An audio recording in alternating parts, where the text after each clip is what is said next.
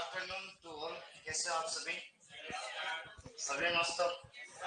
Sit down. अपने भरतपुर वाले दोस्त के तो टांगड़े दुख रहे, रात में मेहनत कर लिया तूने।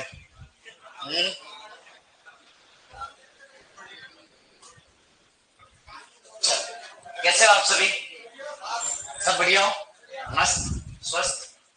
कल वो धान का 94, ठीक है? कल वाला 94 धान का है 1994। भाई कल लास्ट करवा दिया था ज्यादा ज्यादा। हालांकि मैं कंफ्यूज था, पर कभी कभी हो जाता है, बड़े बड़े शहरों में छोटा मोटा हो जाता है। एक बार ऑनलाइन में अरे तार कहाँ अटक जाते हैं, तार बड़ी दिक्कत रहती है।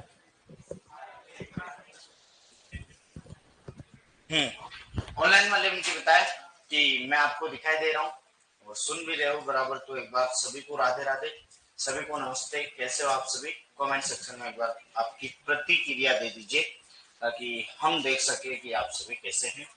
पूजा चौधरी, प्रियंका, सोनू, यश, रेखा, राधे राधे, कृष्णा, यस सर, सौरभ, नागर, जय श्री राम भाई, विनोद, कल्पना, हम अच्छे हैं सर, पूजा धन्यवाद। चलो जय श्री राम, बिल्कुल सौरभ, ब्रजेश, अलकेश, चल सभी को नमस्ते, सभी को राधे राधे, सभी बढ़िया है। आशा करते हैं आप स्वस्थ रहे, मस्त रहे और कंटिन्यू अपनी पढ़ाई को जारी रखें। हमने अभी तक पढ़ा बेसिक पढ़ ही रहे थे। बेसिक के दो एक पॉइंट है वो कंप्लीट कर लेते हैं, फिर उसके बाद बेसिक का मैं रिवाइज भी करवा दूंगा और मक्का चालू कर लेते हैं, है ना? तो दो एक के जो टेबले हैं कल भी अपन ने जाते जाते आपने बनाए नहीं, तो मैं बना देता हूँ ताकि आप बना दे। आ जाओ जो मित्र, समय पे आ जाया करो। चल अब देखो, आज एक टेबल बनाते हैं, वो बनाते हैं स्रोत वाली। स्रोत मतलब अनाज वाली फसलों के जो स्रोत है उसके बारे में चर्चा करेंगे। तो यहां पर लिखेंगे फसल, यहां पर लिखेंगे क्या? फसल। यहां पर लिखेंगे कार्बोहाइड्रेट की मात्रा, कार्बोहाइड्रेट, कार्बोहाइड्रेट। फिर लिखेंगे प्रोटीन, फिर लिखेंगे वसा, फिर लिखेंगे अन्य या विशेष।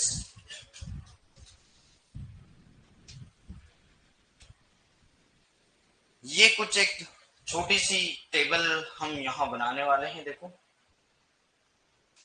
और इस टेबल में रिंगटे खींच देते थोड़े बहुत।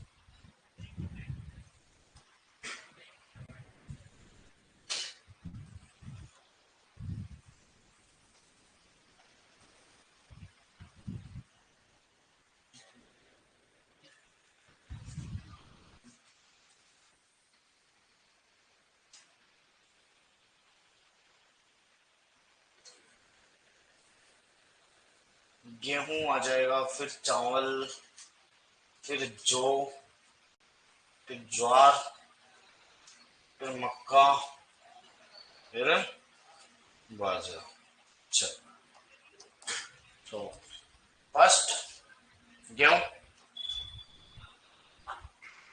फिर दूसरा चावल, तीसरा जौ, फिर ज्वार, फिर मक्का, मक्का, फिर बाजरा।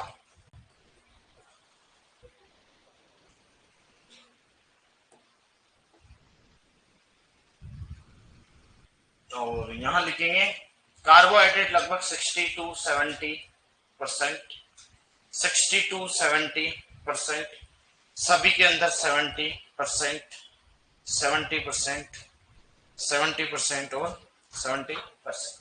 प्रोटीन, प्रोटीन 11 से अप्रोक्स 14%, 11 से अप्रोक्स 14% सर्वाधिक। और ठीक है, चावल में 6 से 7% सबसे कम, इसके अंदर सर्वाधिक, इसके अंदर सबसे कम। बाकी सभी में लगभग 10 से 11%, 10 से 11%, लगभग लगभग 10 से 11 या 11 से 12%, है ना? और इसमें भी लगभग कितनी यही, इसमें भी लगभग 10 से 11 मान लो, और 11 से 12 थोड़ी सी, इसमें थोड़ी सी ज्यादा मान लेते हैं, 10 से 11, और इसमें मान लेते हैं लगभग 11 से 12% तक। चलो फिर वसा, गेहूं, गेहूं के अंदर 1.5%, चावल के अंदर 0.5%, फिर जौ के अंदर 1.5%, ज्वार के अंदर 1.5%, और इसमें लगभग 5%, और इसमें जो होती है लगभग 3 से 4%। ठीक है। अच्छा, तो यहाँ पर क्या होती है, सर्वाधिक, सर्वाधिक है ना, विशेष बाजरा में ही है। एक तो सर्वाधिक मतलब कह सकते हैं खनिज लवण, खनिज लवण जो होते हैं लगभग 2 से 3% तक पाए जाते हैं। कभी कभी कुछ किताबें 2.5 कहती है, तो वो भी बात तो एक ही है, 2 से 3 का मिड पॉइंट तो 2.5 ही आता है, ढाई आता है ना। सर्वाधिक फास्फोरस, सर्वाधिक फास्फोरस, पी का मतलब समझते हैं क्या होता है, फास्फोरस, फास्फोरस या फास्फोरस। चलो, और एक नोट डाल देंगे, ये थोड़ा सा ध्यान रखना, पूरी टेबल मत रखना, पूरी टेबल मत रखना। क्या चीज याद रखोगे पता है, तो याद रखोगे यहाँ पर लिख दोगे, मैं छोटे से पॉइंट्स में लिख देता हूँ, सर्वाधिक, सर्वाधिक, और यहाँ लिखोगे सबसे कम, सबसे कम, एरो से समझ सकते हो वैसे तो आप लोग, है ना। और यहाँ पर लिखोगे क्या, सबसे कम, और यहाँ पर लिखोगे सबसे ज्यादा, तो एरो से समझ जाना, सबसे कम, सबसे कम, और यहाँ पर लिखोगे सर्वाधिक, सर्वाधिक, एरो से बता दिया वैसे तो, अगर नहीं भी दिखे मैंने क्या लिखा तो। सर लिखने का टाइम दोगे या साथ में, साथ में लिख लो बच्चे, टेबल है तो, टेबल है, ताकि बीच में मैं करवा भी दूंगा, नहीं भी करवाए तो एक ही साथ सबमिट जाएगा, ताकि अंतर कर लोगे आप। कर लिया अपने दोस्त पीछे।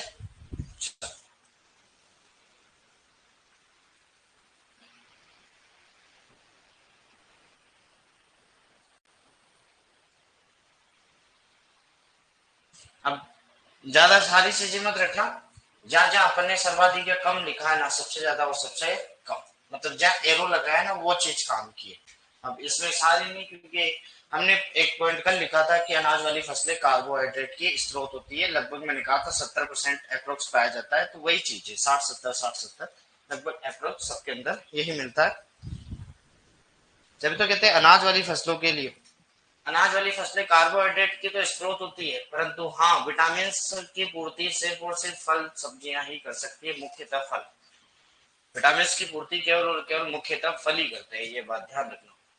कार्बोहाइड्रेट ऊर्जा का स्रोत तो दे सकती है सब्जियां, परंतु विटामिन की डेफिशिएंसी की पूर्ति नहीं कर सकती, वो फल ही करेंगे आपके, एब्सोल्युटली।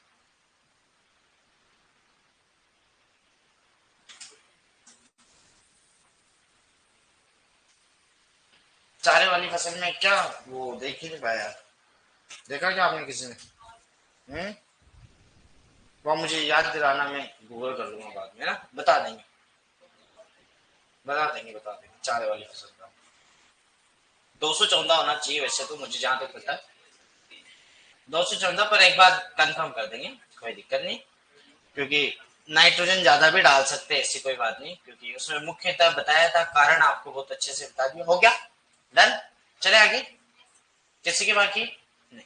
एक टेबल और बना देते हैं, और ये टेबल जो बनेगी वह बनेगी किसकी, बीच, बीच के आधार पर बनाएंगे। अपन ने तो कॉपी कर रखी थी भाई, सही है ना, इसी को तो कहते हैं टेक्नोलॉजिया है। तो बीज दर, बीज दर, बुआई, बीज दर, बुआई दूरी, है ना, और पौध संख्या, पौध संख्या। अपने को क्या करना है, अपने को तो बस, नहीं भाई रहने दे तू यार, तो आदमी दुष्ट है। कागला 5 दिन में बोलता है, पर काहू काहू भी बोलता है। चलो यहाँ है बीज दर, बीज दर, यहाँ पर लिखना R इंटू आर, और यहाँ पर लिखना P इंटू पी, और यहाँ पर लिखना प्रति हेक्टेयर पौध संख्या, प्रति हेक्टेयर, हेक्टेयर मत लिख देना टेक्टेयर, बट प्रति हेक्टेयर पौध संख्या।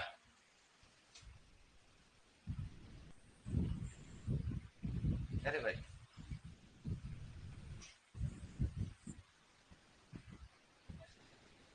भाई तू कहाँ अटक गया? प्रति हेक्टेयर पौध संख्या, लो टेबल तो बनी बुनाई रेडी थी अपने तो।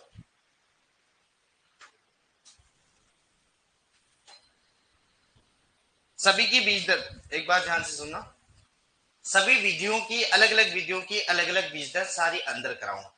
यहाँ मोटे मोटे करा रहा हूं जो नॉर्मली अपन मानते हैं हमेशा। समझ में आ गई बात? अब अलग अलग विधियों की, जबकि सारी विधियों के अलावा वो कहाँ करेंगे अपन अंदर पढ़ेंगे। जैसे गेहूं पढ़ेंगे तो गेहूं की वहां बताओ, मक्का पढ़ेंगे तो मक्का की वहां बताऊंगा, बहुत सारी बताऊंगा। तो पर यहाँ पे क्या है, मेन मेन चीजें जो हमेशा एग्जाम के पॉइंट ऑफ व्यू से आती है। गेहूं की मुख्यतः 100 काम में लेते हैं, 100 से 120 काम में लेते हैं वैसे। ठीक है, पर लिख कितना रहा हूं 100। चावल की भी काम आती है छिटकवा विधि से 100 किलोग्राम, जौ की भी काम आती है 100 किलोग्राम, ज्वार और मक्का। ज्वार की देखो आईसीआर का मतलब इंडिया लेवल का पेपर है ना, और अपने राजस्थान का चाहे जेट का हो चाहे एग्रीकल्चर सुपरवाइजर का है, आप ये समझ जाओगे मैंने लिखा है जेट और एग्रीकल्चर सुपरवाइजर, क्योंकि राजस्थान के पेपर है, राजस्थान की आरबीएससी की बुक के अनुसार। ठीक है, आईसीआर कितना मानता है और ये कितना मानता है, तो ये मानता है लगभग 12 से 15 किलोग्राम सब प्रति हेक्टेयर है, और ये 15 से 20 किलोग्राम प्रति हेक्टेयर। मक्का जो है, मक्का एक तो है संकुल, मतलब स्कूल जाने की उम्र कितनी होती है 18 से 20 साल, और फिर उसके बाद जवान हो जाते हैं मतलब संकर हो जाते हैं। तो संकुल मतलब स्कूल जाने की उम्र याद रखना कितनी है 18 से 20 साल, कितनी है 18 से 20 साल। फिर उसके बाद जवान हो जाते हैं, कॉलेज में चल जाते हैं। संकर का मतलब होता है मैच्योर, ऐसे कहते हैं ना कि शंकर बड़ा हो गया छोरा, अब उसकी उम्र बड़ी हो गई मतलब 20 से 25 साल में अब तो चल जाएगा वह कॉलेज में। और बाजरा की कितनी होती है 4 से 5 किलोग्राम, सब काई के अंदर है बोलो किलोग्राम पर हेक्टेयर, किसके अंदर है kilogram per hectare. Are into are है ना, आर इंटू आर का मतलब क्या आप जानते हैं? नहीं जानते तो यहां लिख सकते हैं आर इंटू आर बराबर रो इंटू रो। रो का मतलब होता है पंक्ति से पंक्ति की दूरी, पंक्ति से पंक्ति की दूरी, और पी इंटू पी का मतलब होता है plant into plant, plant into plant, इसका मतलब होता है पौधे से पौधे की दूरी, पौधे से पौधे की दूरी, पौधे की दूरी। चलो ये होती है ना। अब देखो गेहूं की लगभग क्या लेते हैं, देखो स्टैंडर्ड यूनिट लेते हैं 20.5 सेंटीमीटर, मतलब पूरी यूनिट लिखूंगा किसमें सेंटीमीटर, परंतु हालांकि ये मैनेज नहीं होती तो याद रखना, ये मैनेज नहीं हो पाती तो याद रखना 20 से 22.5 मैनेज नहीं हो पाती, क्योंकि ऐसे अपने वो ड्रिलर वगैरह जो होते हैं ना अपने, वो seed cum fertilizer drill machine जो आती है ना वो नहीं कर पाती तो 20 कर सकते हैं, परंतु हालांकि स्टैंडर्ड यूनिट कितनी है 22.5। ठीक है, गेहूं का भाई चावल, गेहूं ये इधर आएगी 20 सेंटीमीटर, और इधर जौ की भी कितनी 22.5 सेंटीमीटर, और स्टैंडर्ड अगर मेंटेन नहीं होगी तो 22.5 सेंटीमीटर। ठीक है, ज्वार की लगभग ले लेते हैं अपन 45 सेंटीमीटर, या मक्का की लेते हैं 60 से 75 सेंटीमीटर, और बाजरा की लेते हैं 45 सेंटीमीटर। गेहूं की इधर लेते हैं 10 सेंटीमीटर, चावल की लेते हैं 10 सेंटीमीटर, जौ की लेते हैं 10 सेंटीमीटर, ज्वार की लेते हैं 15 सेंटीमीटर, मक्का की लगभग 20 से 25 सेंटीमीटर, और बाजरा की जो लेते हैं मेरे दोस्त वह 15 सेंटीमीटर।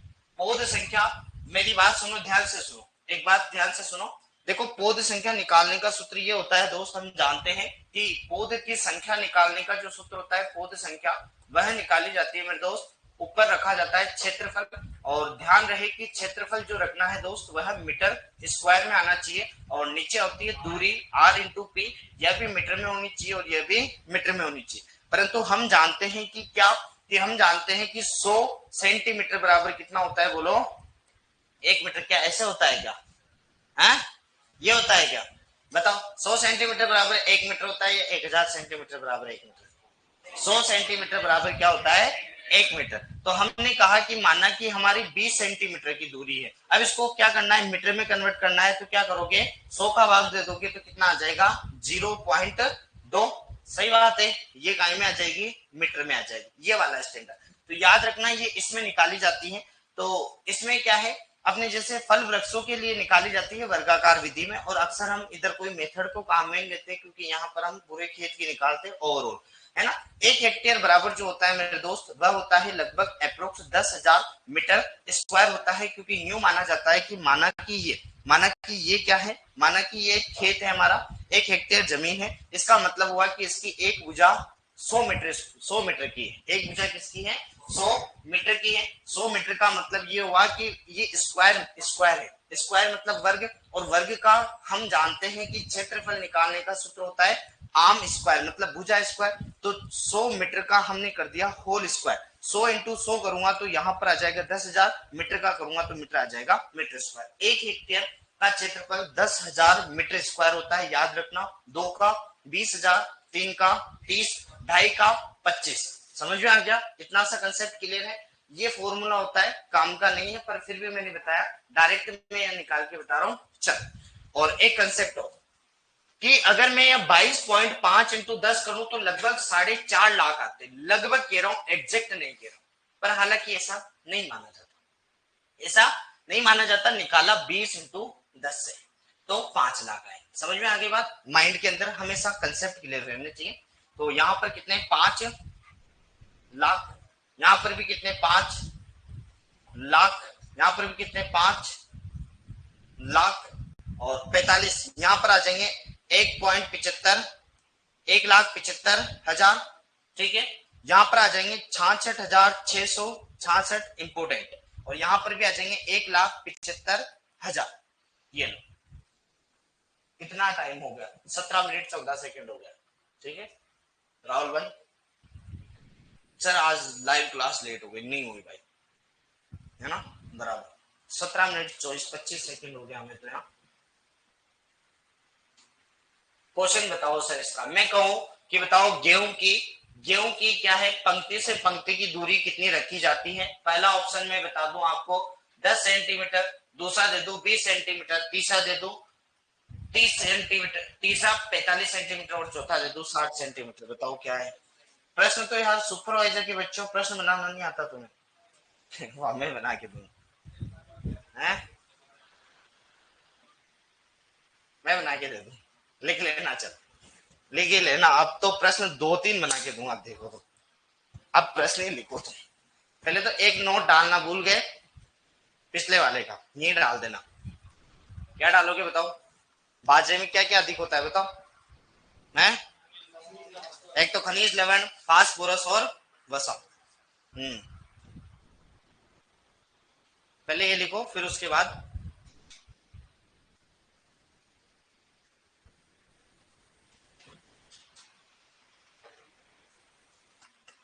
सर वो 1991, धान का 1994 है ना, और अरहर का 1991 है।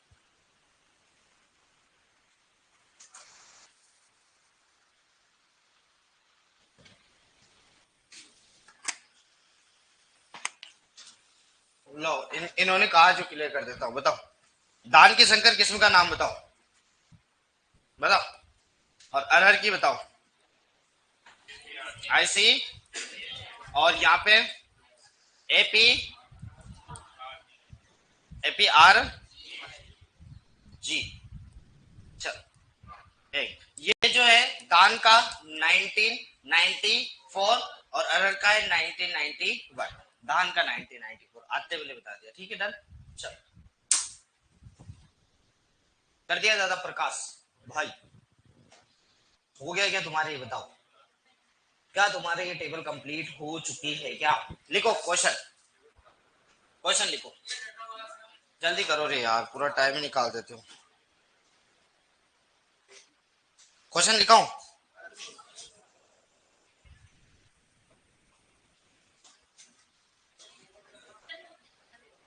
नोट लिखवाओ पहले, लिखो नोट लिखो, नोट लिखो। अनाज वाली फसलों में, अनाज वाली फसलों में, अनाज वाली फसलों में, अनाज वाली फसलों में सर्वाधिक वसा, अनाज वाली फसलों में सर्वाधिक वसा कोमा खनिज लवण व फास्फोरस बाजरा में पाए जाते हैं। अनाज वाली फसलों में सर्वाधिक वसा, खनिज लवण व फास्फोरस बाजरा में पाए जाते हैं। बाजरा में पाए जाते हैं।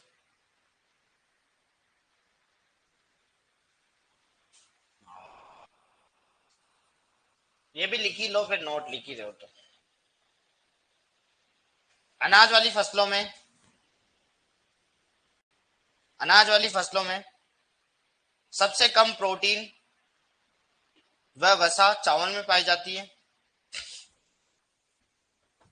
अनाज वाली फसलों में सबसे कम प्रोटीन व वसा किसमें बोलो? चावल में पाई जाती है।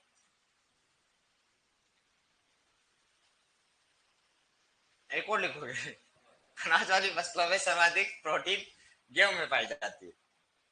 अनाज वाली फसलों में सर्वाधिक प्रोटीन गेहूं में पाई जाती है। मात्रा कोष्टक में मैंने इसलिए नहीं लिखाई क्योंकि आपके जस्ट ऊपर क्या है, वो टेबल।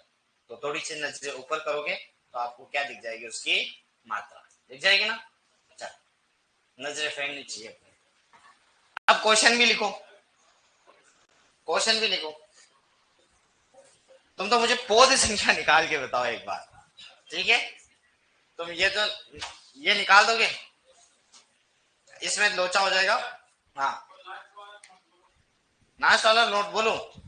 पड़ोसी बता देगा कि अनाज वाली फसलों में सर्वाधिक प्रोटीन गेहूं में पाई जाती है।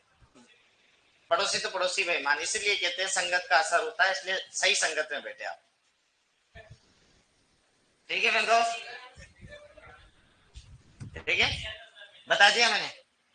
नोट मैंने बोल दिया, आपने लिखा नहीं? पड़ोसी को कह रहा हूं मैंने इसको 2 बार बोल दिया, फिर भी उसको पल्ले नहीं पड़ा कि मैंने बोल दिया। तो फिर बुलाए क्यों जब लिखना ही पड़ोस में देख के था। चलो पहले तो क्वेश्चन लिखो, मेरा क्वेश्चन लिखो। लिखो लिखो गेहूं की पंक्ति से पंक्ति की दूरी रखी जाती है। गेहूं की पंक्ति से पंक्ति की दूरी रखी जाती है। गेहूं की पंक्ति से पंक्ति की दूरी रखी जाती है। गेहूं की पंक्ति से पंक्ति की दूरी रखी जाती है। ए ऑप्शन लिखो 10 सेंटीमीटर, बी ऑप्शन लिखो 22.5 सेंटीमीटर, सी ऑप्शन लिखो 45 सेंटीमीटर और डी ऑप्शन लिखो 60 सेंटीमीटर। और देख लो आपके हिसाब से आपको आता है जो क्या है। 22 point, option number B, option number B. और लिखो, और लिखोगे? लिख लो। ज्वार की आर इंटू पी की दूरी रखी जाती है। ज्वार की आर इंटू पी की दूरी रखी जाती है। ज्वार की आर इंटू पी की दूरी रखी जाती है।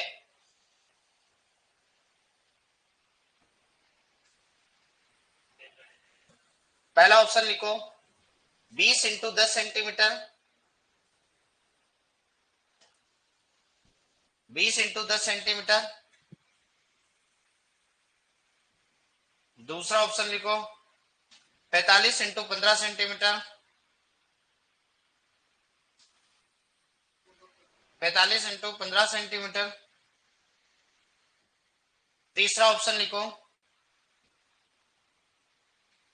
60 into 20 centimetre, 60 into 25 centimetre, 60 into 25 centimetre. और चौथा ऑप्शन लिखो 75 into 20 centimetre, 75 into 20 centimetre. Option number second, ठीक है।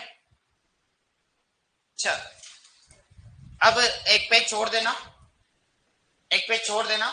कभी आपको कोई चीज अच्छी लगे, कहीं से कुछ टेस्ट में मैं दे दूं, आपको अच्छी लगी कि आप चाहो कि लिखना चाहो, है ना, कोई भी बढ़िया चीज आप कोई टेबल वगैरह जो भी आपकी मर्जी पड़े तो आप कर सकते हैं इस पेज में, और नहीं चाहे छोड़ना तो मत छोड़ना, पर बाकी छोड़ देना, क्योंकि कभी कभी शॉर्ट नोट्स के लिए ही अक्सर काम आ जाती है। जैसे सारी टेबलों में से सिर्फ निचोड़ निकाल के उस पेज में लिख लेना, जैसे प्रोटीन की मात्रा, मेन मेन चीजें, सारी की सारी चीजें। चल अब बात करते हैं, हम बात करेंगे पहले नंबर की क्रॉप जिसका नाम है क्या,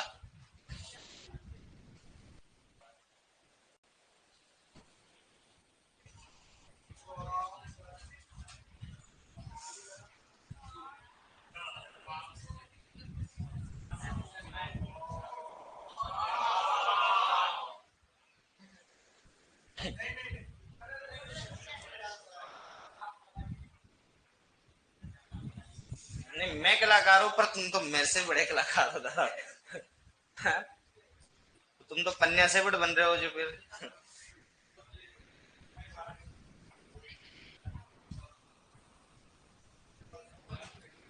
बस तुम,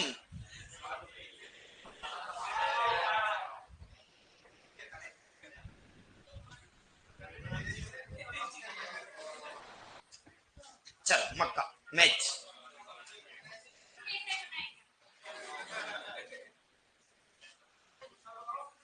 मैच मक्का।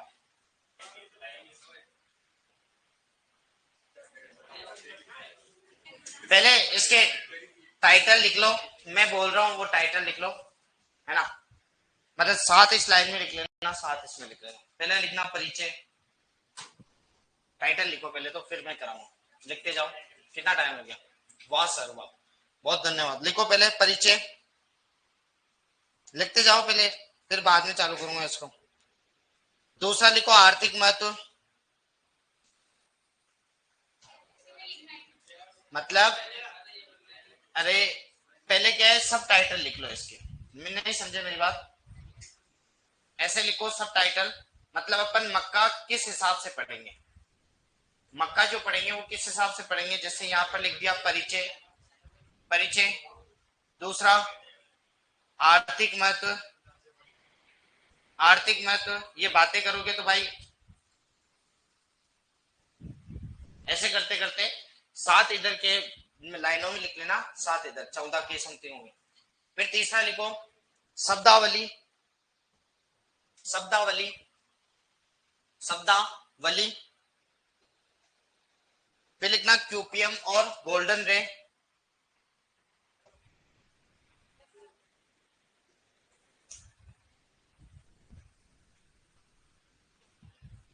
क्यूपीएम व गोल्डन,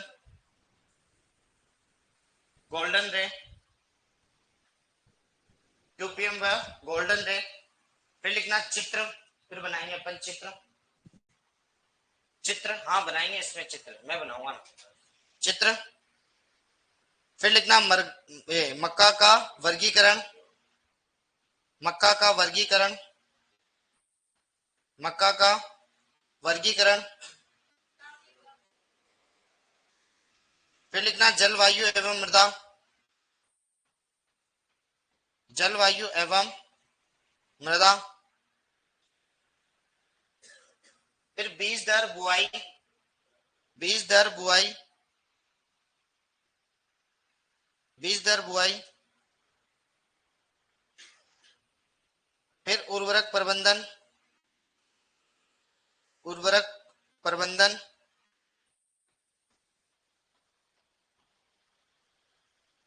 फिर लिखना खरपतवार नियंत्रण, भाई लिख ले लिख, खरपतवार नियंत्रण, खरपतवार नियंत्रण। फिर सिंचाई प्रबंधन, सिंचाई प्रबंधन, सिंचाई प्रबंधन, सिंचाई प्रबंधन। पादप संगरोध, पादप संगरोध, पादप संगरोध। तुड़ाई उपज एवं भंडारण, तुड़ाई उपज एवं भंडारण। और लास्ट में लिखना उन्नत किस्म। लास्ट में लिखना उन्नत किसमें, कितने पॉइंट हो गए बताओ? 14 होना, मैंने कहा था 7 इधर लिखना और 7। अब समझ गए। अब आपको पहले दिन से पता है कि मैं कोई सा भी पॉइंट नहीं छोड़ सकता, मतलब सभी पॉइंट्स पे चर्चा हम करने वाले हैं। ये चीज आपको याद होना चाहिए कि मक्का में हम क्या क्या पढ़ने वाले हैं। एक छोटा सा सब टाइटल आपको इसका एक छोटा सा मतलब अपन कहते हैं ना कि जैसे मुझे फॉर एग्जांपल कि यहाँ से कोटा जाना है, तो मैं अक्सर ट्रेन में बैठता हूँ, तो ट्रेन में एक ऐप डाउनलोड करके चलता हूँ कि वेयर इज माई ट्रेन। मुझे बार बार मुंडी बाहर निकाल के देखना नहीं पड़ता कि कौन सा स्टेशन आया, कौन सा स्टेशन आया, क्योंकि हमें पता। माना कि हम उर्वरक प्रबंधन पे पढ़ रहे हैं, तो आपको ये पता चल जाएगा, ये आपका ट्रैकिंग सिस्टम है, ये आपको पता चल जाएगा कि हम इस चैप्टर में कितना मतलब इस मक्का में कितना पढ़ लिए और कितना पढ़ना और बाकी है, ये हमें पता चल जाएगा। तो ये सभी में ऐसा है। सिर्फ आप मुझे टाइटल टाइटल बताते जाओ। पहला टाइटल बताओ क्या है? परिचय। तो अब वापस हेडिंग डालेगी अपनी, क्या? परिचय, है ना। काम की चीज में एक भी नहीं छोड़ूंगा, मतलब लिखता पर बिना काम की मैं बुला बुला के लिखाऊंगा। समझ में आ गई। अब देखो परिचय, कुछ सामान्य चीजें, जैसा पहला वानस्पतिक नाम। वानस्पतिक कह सकते हो या फिर कह सकते हो उसको वैज्ञानिक नाम, है ना, वैज्ञानिक नाम। और बोटेनिकल नेम कहते हैं, आप जानते हैं। दूसरा है कुल। तीसरा गुणसूत्र संख्या। चौथा उत्पत्ति स्थान। फल प्रकार, फल प्रकार। पुष्प क्रम, पुष्प क्रम, पुष्प क्रम। वानस्पतिक नाम, कुल, गुणसूत्र संख्या, उत्पत्ति स्थान, फल प्रकार और पुष्प क्रम। और परीक्षण भार, परीक्षण भार, टेस्ट वेट, परीक्षण भार, परीक्षण भार। और अन्य नाम,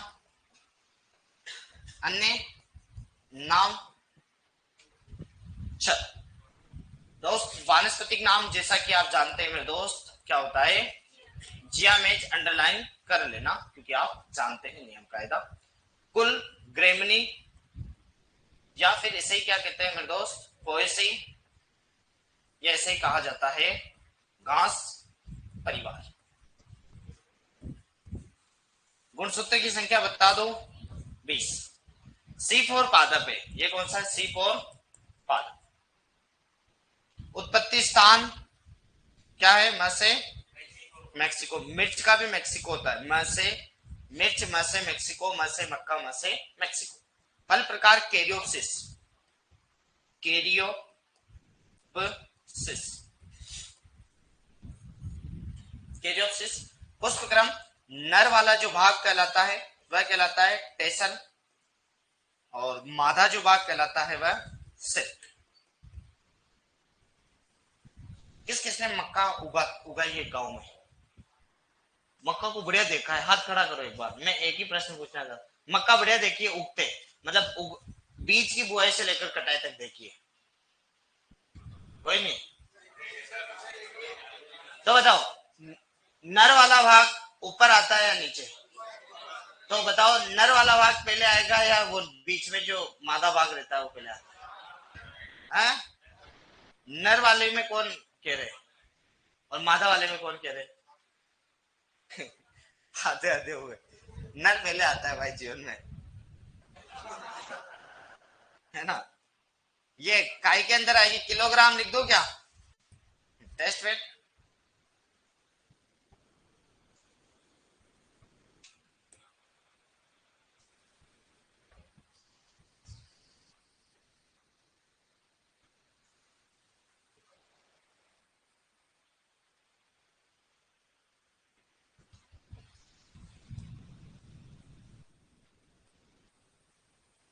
अविश्व अविश्वनीय फसल, अनाज वाली फसलों की रानी, अनाज वाली फसलों की रानी, फसलों की रानी।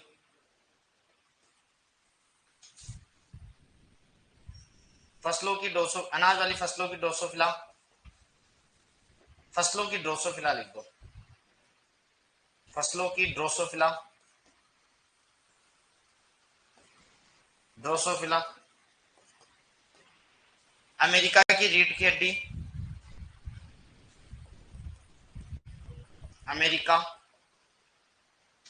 की रीढ़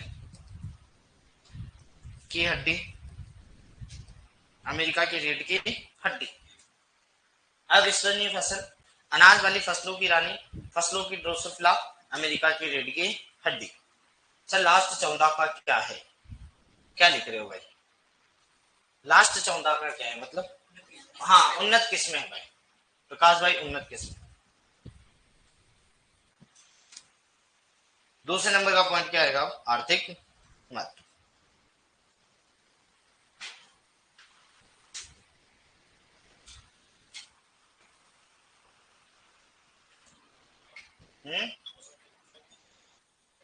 अभी बताएंगे ना, लिखाऊंगा, चिंता मत करो, पूरी लाइन लिखाऊंगा मैं, पूरी लाइन। क्यों कहते हैं ये तो मैंने सिर्फ शॉर्ट लिखा है यहाँ पे। मैं बताऊंगा कि अविश्वसनीय फसल, अनाजों की रानी, फसलों की ड्रोसोफिला और रीढ़ की हड्डी क्यों कहा जाता है। लिखो अब आर्थिक महत्व। आर्थिक महत्व मैं ही लिखूं? हाँ, मैं ही लिखूं या मैं बोल के लिखूं तो लिख दोगे? नहीं लिखोगे? हैं? लिखो दूसरा आर्थिक महत्व।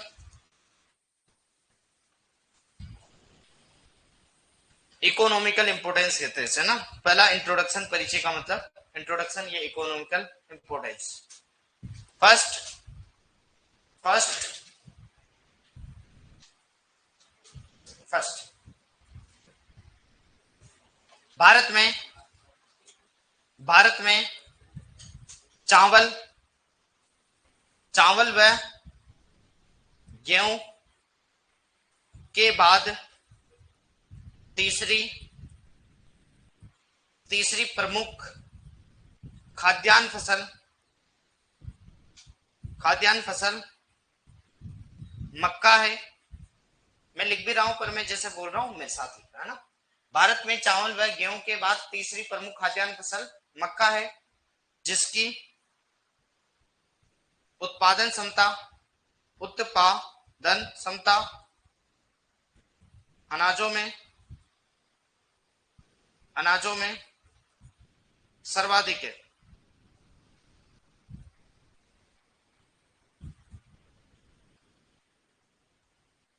मक्का में स्थायी उत्पाद, दूसरा पॉइंट, मक्का में स्थायी उत्पाद शर्करा पाई जाती है, पाई जाती है, जिसके अपघटन से, जिसके अपघटन से डेक्सट्रोज, डेक्सट्रोज आपके जो ग्लूकोज चढ़ाया होगा ना वो बोतल पानी, वो कभी कभी बीमारी में वो डेक्सट्रोज शर्करा होती है। हाँ, टंटोकरे मत बजाओ भाई, मंदिर का घंटा यहीं लगा रखा है क्या? जिसके अपघटन से डेक्सट्रोज शर्करा, डेक्सट्रोज शर्करा का निर्माण होता है, निर्माण होता है, होता है। इसके कारण, इसके कारण मक्का मीठी होती है, मक्का मीठी होती है। इस कारण मक्का मीठी होती है, मक्का मीठी होती है।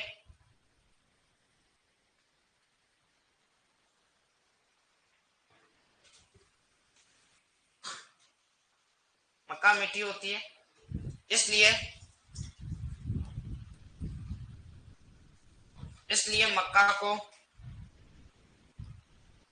मक्का को अविश्वसनीय फसल, अविश्वसनीय फसल व अनाजों की रानी कहते हैं, कहते हैं। तीसरा पॉइंट नेक्स्ट, मक्का, मक्का की प्रोटीन,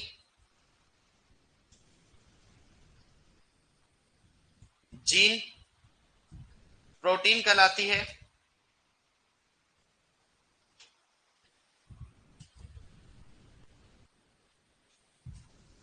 मक्का की प्रोटीन जीन प्रोटीन कहलाती है, जिसमें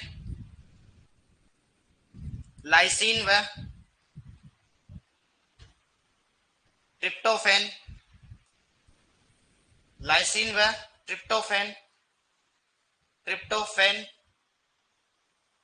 जिसमें लाइसिन व ट्रिप्टोफैन की कमी पाई जाती है मक्का को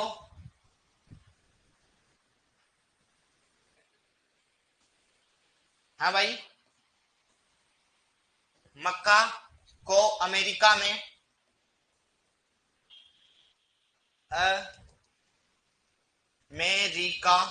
में अमेरिका में मांस हेतु पाले जाने वाले सुअरों का प्रमुख भोजन है।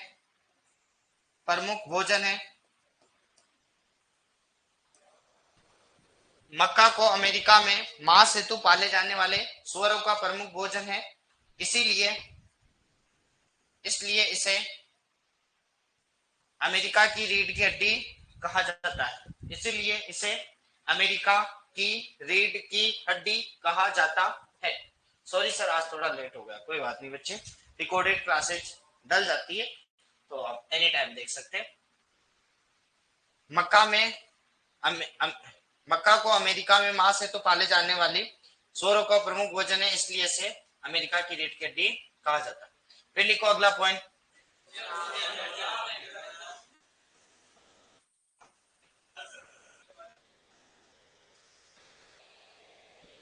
पानी पीना हो तो ले जा भाई, इतना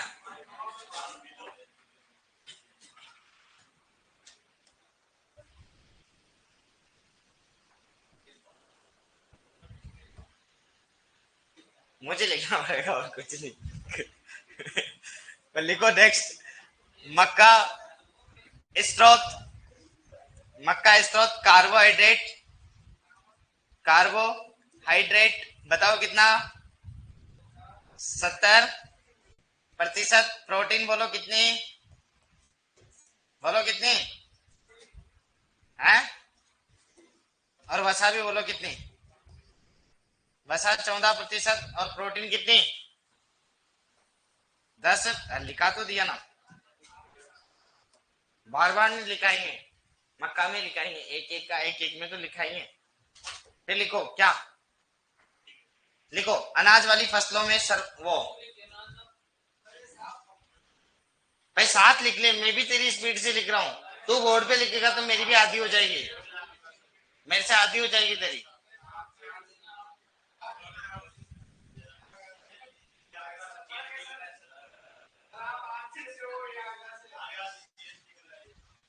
आगरा का ताजमहल देख क्या है भाई, वो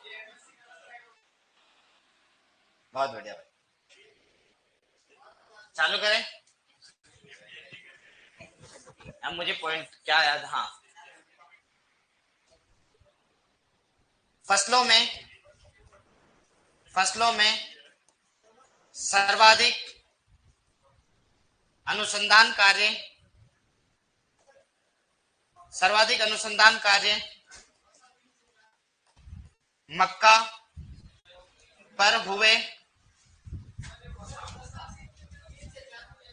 3 से 4 ही तो, ये 14 नहीं है, 4%। 3 से 4 कोई बात नहीं, वो यहाँ का प्रतिशत।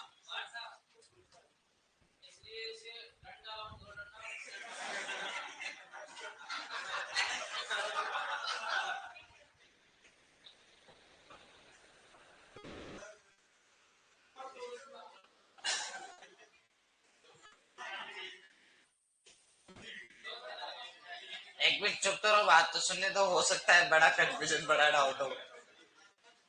हाँ,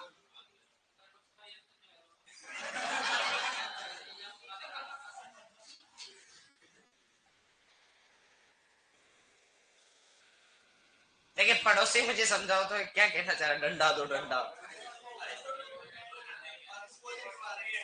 इसलिए ये दो डंडे। अरे यार, ये लोचा हुआ क्या? अरे यार, ये तो बहुत बड़ा लोचा हो गया। मैं भी क्या आलसी हूँ लिखने में यार थोड़ा। तेरी भी गलती नहीं है, चिंता मत कर तू। रुक जा, मैं करता हूँ इसका जुगाड़, है ना। हाँ यार, डंडा दो भाई। इसलिए इसे अमेरिका की रीढ़ की हड्डी कहते हैं भाई, माफी चाहते हैं। अगली बार ये डंडा दो डंडा नहीं करेंगे। फसलों में सर्वाधिक अनुसंधान कार्य मक्का पर हुए हैं, इसलिए से इसलिए से फसलों की ड्रोसोफिला, फसलों की ड्रोसोफिला का मतलब होता है फल मक्खी, क्योंकि सबसे ज्यादा जेनेटिक्स एंड ब्रीडिंग के काम हुए वो फल मक्खी पे हुए। याद रखना, अमरूद की फल मक्खी, सभी फल मक्खियों पे, हालांकि ये नहीं, पर कुछ इंपॉर्टेंट बता रहा हूँ जो फल मक्खियां हमेशा एग्जाम के पॉइंट ऑफ व्यू से इंपॉर्टेंट।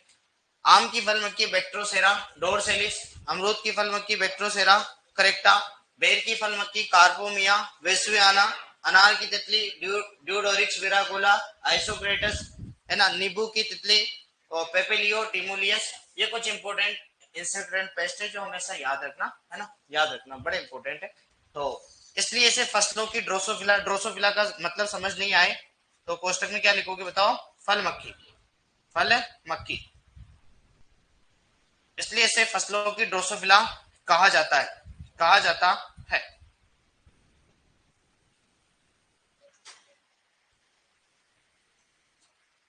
मक्का पर सर्वप्रथम ऑल इंडिया कोऑर्डिनेट मेज इंप्रूवमेंट प्रोजेक्ट, हिंदी में कहेंगे अखिल भारतीय समन्वित मक्का फसल सुधार परियोजना, ऐसे कुछ कहेंगे ना, तो लिखना।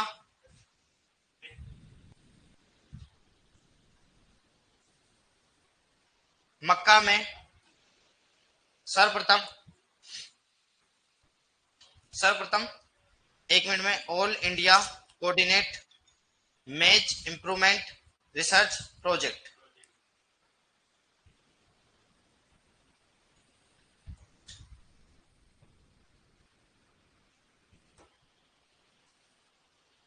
तो अखिल भारतीय, अखिल भारतीय समन्वित, समन्वित, अखिल भारतीय समन्वित मक्का, AICRP, AICRP बिल्कुल सही कहा, CRP ऑन मैच। हाँ ये सही, ये बेटर रहेगा, पर हालांकि ये भी कहते हैं, ये भी सही है, AICRP और यहाँ लिख देना मैच, ये भी बेटर है। ऑन मैच मतलब भाई, तो अखिल भारतीय समन्वित, समन्वित मक्का, मक्का, Akhil Bharatiya all India coordinate, Akhil Bharatiya समन्वित, फिर मक्का अनुसंधान, अनुसंधान, अनुसंधान प्रोजेक्ट, प्रोजेक्ट 1957, 57 पर चालू हुआ। मक्का बड़ी इंपोर्टेंट है, बहुत ज्यादा इंपोर्टेंट है भाई, सबसे ज्यादा इंपोर्टेंट, ध्यान रखना। सर जी आप 2x पढ़ाते हो भाई, कोर्स नहीं करवाना क्या तुम्हारा दादा? 1x पे तो फिर क्या करूं मैं, का ऐसे करूं 0.5 पे चलूं? मक्का में सर्वप्रथम all India coordinate research project on मेज 1957, 1957 पर चालू हुआ।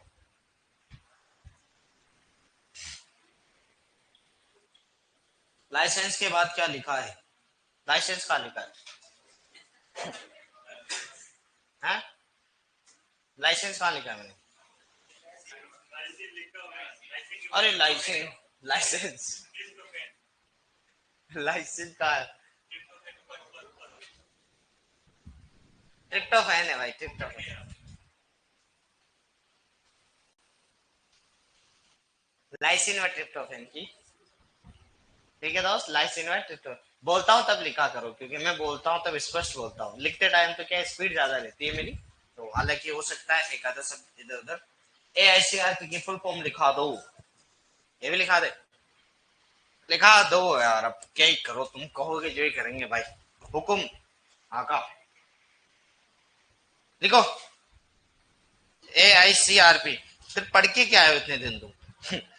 All India, all India coordinate, core D, all India coordinate research, SERCH research project. सबसे पहले किस पे चालू हुआ? मक्का, 1957, 1957 मक्का, मक्का पे चालू हुआ। सर आप बहुत अच्छा पढ़ाते हो, धन्यवाद भाई। इतनी तारीफ मत करो ना। हाँ, परिचय हो गया, आर्थिक महत्व हो गया, फिर तीसरा पॉइंट क्या है? तीसरा पॉइंट क्या? शब्दावली, बिल्कुल।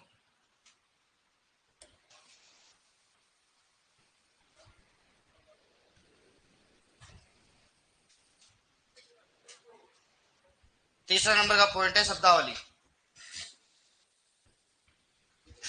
शब्दावली, शब्दावली लिखो मेरे दोस्त, बड़ी शानदार, बड़ी important, very most important. First one is monoecious and dioecious, monoecious and dioecious, dioecious. Monoecious का मतलब होता है द्विलिंगाश्री, द्विलिंगाश्री, द्विलिंगाश्री, ठीक है। और इसका मतलब होता है एक लिंगाश्री, एक लिंगाश्री, एक लिंगाश्री। नर व मादा का, नर व मादा का एक ही पौधे पर, एक ही पौधे पर उपस्थित होना, उपस्थित होना। उदाहरण फॉर एग्जाम्पल मक्का, मक्का। चल, डायोसियस, नर व मादा का, नर व मादा का अलग अलग पौधों पर उपस्थित होना। बांग, पपीता, खजूर, पालक, परवल, टिंडोरी, इतने सारे एग्जाम्पल ले लो। पर इधर का काम का नहीं, लिखा देता हूं। बांग तो सिलेबस में नहीं, पपीता खजूर खा के आ जाओ तुम कल ही। पपीता खजूर, पालक, परवल, टिंडोरी, पालक, परवल, टिंडोरी, टिंडोरी। ठीक है दोस्त, मक्का इंपोर्टेंट है इसलिए लिखा है मैंने, ठीक है।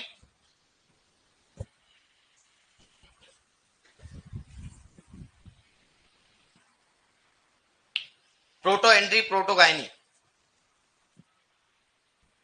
कैरियोप्सिस फल प्रकार लीस होता है। सर कैरियोप्सिस फल प्रकार, ये क्या लिखा देखे समझने का प्रयास करना।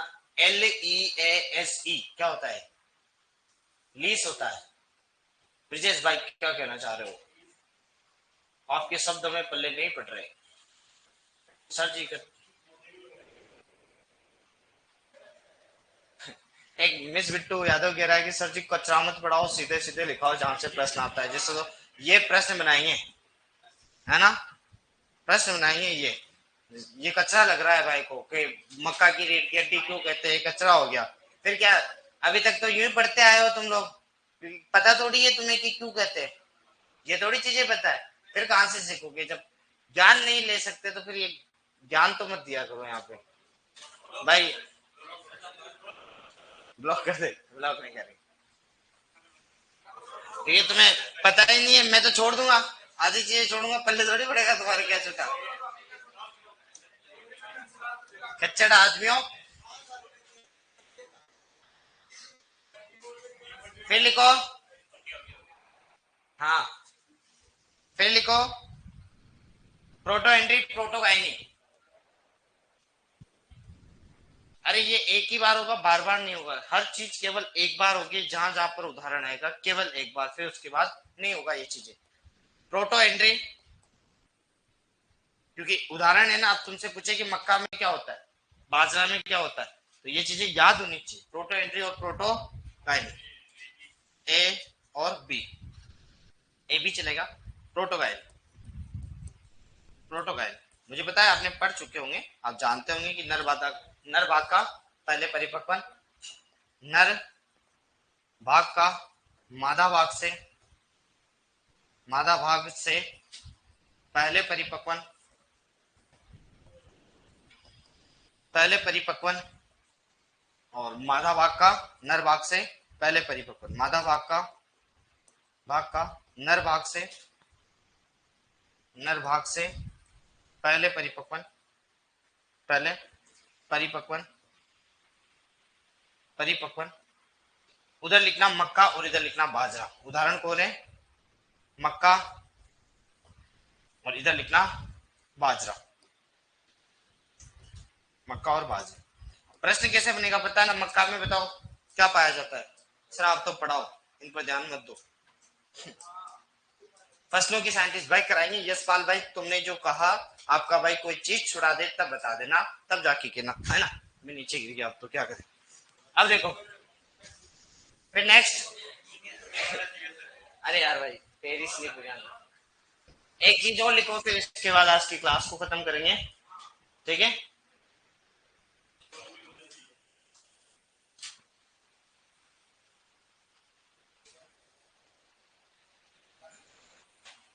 मिस बिट्टू यादव आप पढ़ लो बच्चे, इधर उधर माथा पर चेंज नहीं करें, है ना, पढ़ने से काम है।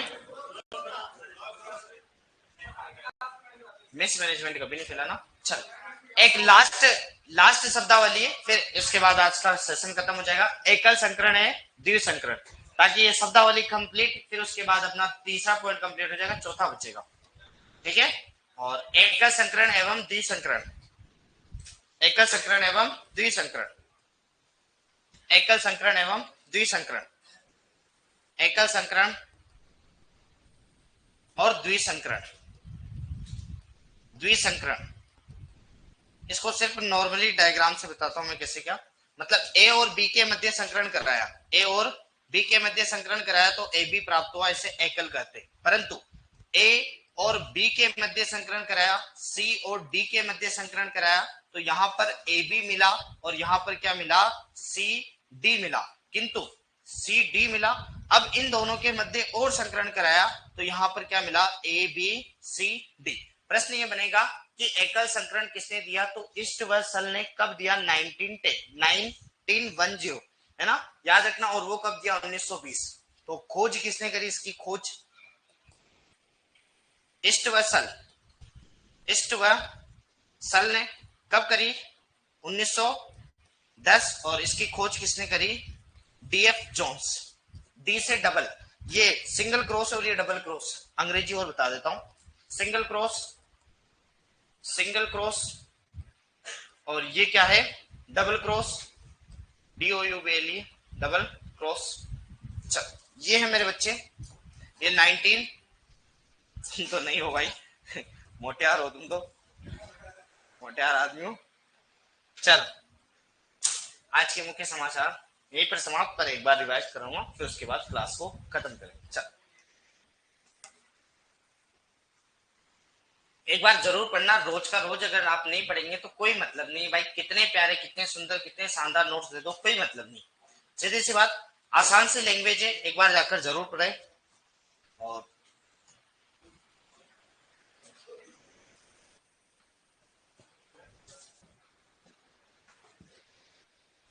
देखो सोनम शर्मा ने कहा है कि सही कहा है उन्होंने, बच्चों ने, देखो इन्होंने, सर जी आप पढ़ाते तो काफी अच्छा हो, पर थोड़ा इन ऑफलाइन वाले बच्चों को चुप करो, आपकी क्लास में बहुत ही बोलते हैं, बाकी की क्लासमेट की आवाज नहीं आती। नहीं बोलना चाहिए, क्योंकि ऑनलाइन में सर भी देख लेते हैं, कभी भी जीएल सर उस क्लास को चला कर देख सकते हैं, और वो अच्छा नहीं लगता, मतलब डिस्टरबेंस अच्छा नहीं लगता। चलो एक ही मिनट के लिए, एक ही मिनट के लिए चेक करो इधर। आज हमने क्या चर्चा करी, देखो सीधी सी बात, हमने मेन चीजें करी कि बेसिक सा कंप्लीट हो गया।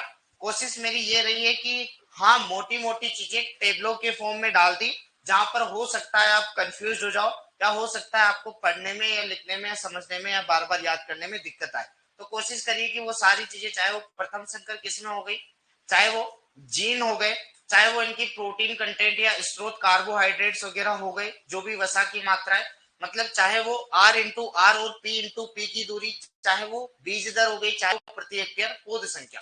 कोशिश करिए कि आप लोग बाद में कंफ्यूजन ना हो। पर बाद में ये अनाज वाली फसलों में मैंने करा दिया, पर दलहनी तिलहनी इनमें मैं आपको घर के लिए काम दूंगा, ये टेबलें बार बार नहीं, एक बार मैंने सिखा दी और बाद में पूरा कंप्लीटली कराऊंगा और आपको काम दूंगा। अगले दिन आकर चेक करूंगा कि क्या आपने सारी फसलें पढ़ ली, फिर उसके बाद कहूंगा कि ये टेबलेट बना के लाओ।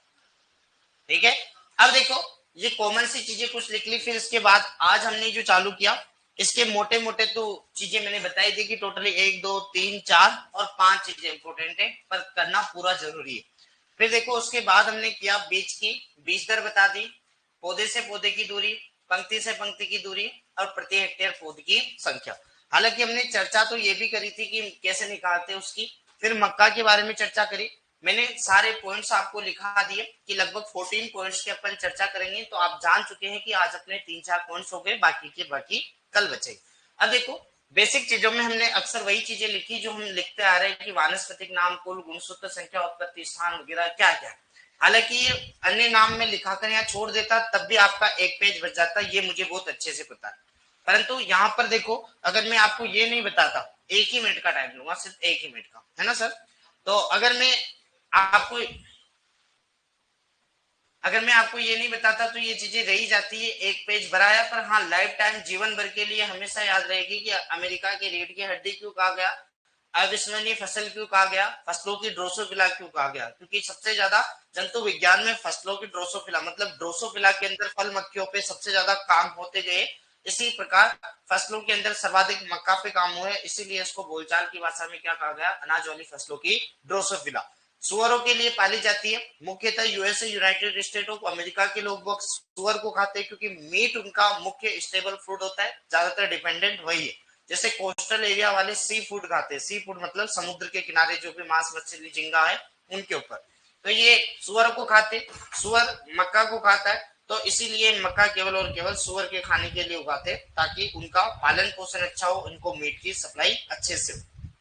इसके अंदर यूं कहते हैं कि स्टार्च अच्छी खासी होती है, जिसका अपघटन होता है डेक्सट्रोज में, और डेक्सट्रोज एक मीठी शर्करा है, इसीलिए इसको अविश्वसनीय फसल और फसलों अनाजों की रानी कहते हैं। ये कुछ कॉमन चीजें हमने कहा कि लाइसिन और ट्रिप्टोफैन की कमी होती है, इसमें जीन जिएटिन प्रोटीन, कभी कभी उसको जिएटिन प्रोटीन भी कह देते हैं बोलचाल की भाषा में, परंतु सामान्यतः जीन प्रोटीन लिखा आता है मुख्यतः। फिर देखो ये कुछ अनुसंधान के बारे में बताया कि 1957 में first all India coordinated research project on मेज पे चालू हुआ था सबसे पहले। फिर ये मैंने इसकी फुल फॉर्म आपको लिखा दी। देन उसके बाद मैंने प्रोटीन कार्बोहाइड्रेट की चर्चा करी ली, यहाँ पे बताऊंगा तो दिक्कत नहीं। फिर मैंने कुछ शब्दावली की चर्चा करी कि प्रोटो एंड्री नर भाग का पहले परिपक्वन किससे, मादा से।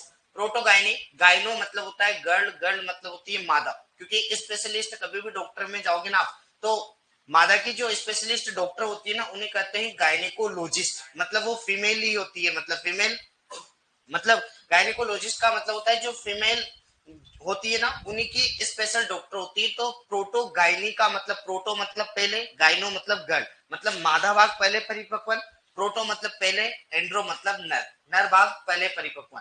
प्रोटो एंड्री मक्का में, प्रोटो गायनी बाजरा में। मोनोसियस डायोसियस, मोनो मतलब एक, सियस मतलब पौधा, एक ही पौधे में नर मादा, और डायोसियस का मतलब नर और मादा अलग अलग पौधे में। इधर कई सारे एग्जाम्पल लिखा है, हालांकि अपने काम के नहीं, उधर मक्का काम का था। एकल संकरण ए और बी के मध्य संकरण कराया था, वो ए बी के मध्य कराया, सी डी के मध्य कराया, फिर ए बी और सी डी के मध्य डबल कराया, मतलब डबल। डी से डीएफ जोन्स, डबल संकरण से याद रखोगे, डीएफ जोन्स इधर याद हो जाएगा, ईस्ट व सर। पहला है तो 10, 10 का दुगुना करोगे तो 20। आज के मुख्य समाचार होते हैं पर समाप्त।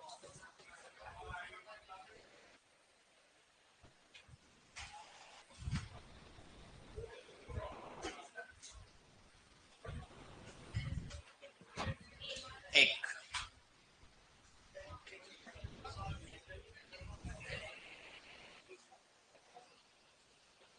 Sir you have read it very well. धन्यवाद भाई।